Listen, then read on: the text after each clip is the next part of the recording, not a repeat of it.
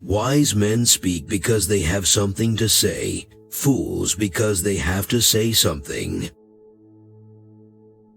Reality is created by the mind. We can change our reality by changing our mind.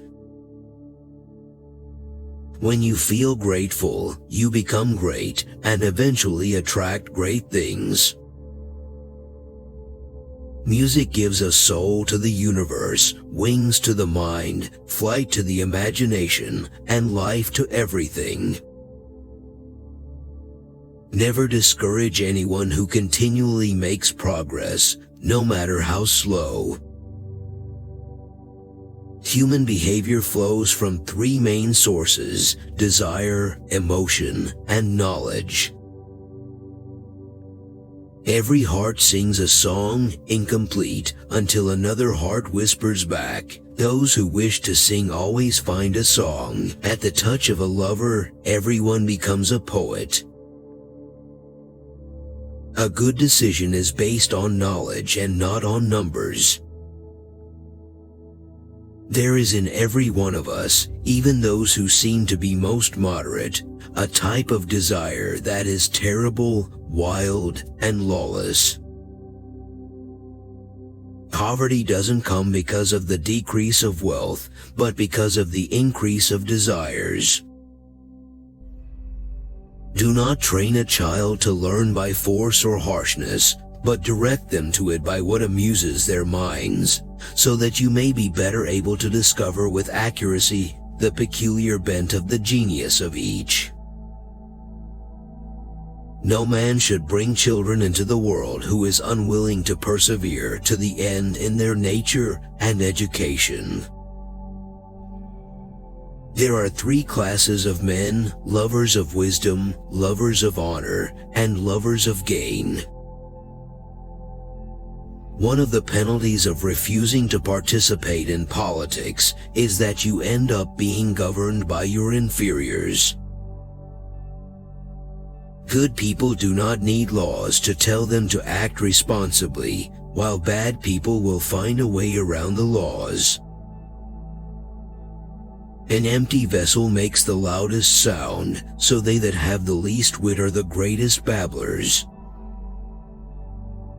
Excess of liberty, whether it lies in state or individuals, seems only to pass into excess of slavery. The measure of a man is what he does with power.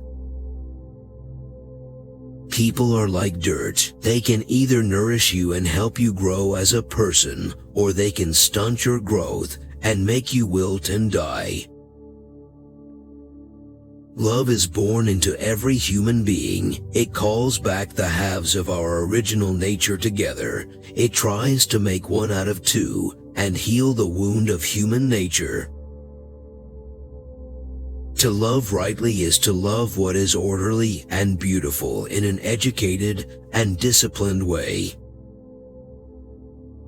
The one who learns and doesn't practice is like the one who plows and never plants. We can easily forgive a child who is afraid of the dark. The real tragedy of life is when men are afraid of the light. According to Greek mythology, humans were originally created with 4 arms, 4 legs, and a head with 2 faces. Fearing their power, Zeus split them into 2 separate parts, condemning them to spend their lives in search of their other halves. Good people do not need laws to tell them to act responsibly, while bad people will find a way around the laws. If women are expected to do the same work as men, we must teach them the same things.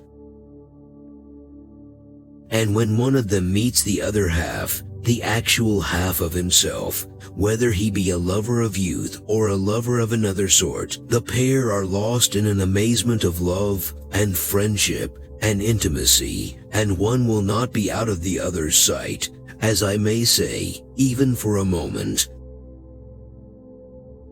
Love is born into every human being. It calls back the halves of our original nature together. It tries to make one out of two and heal the wound of human nature.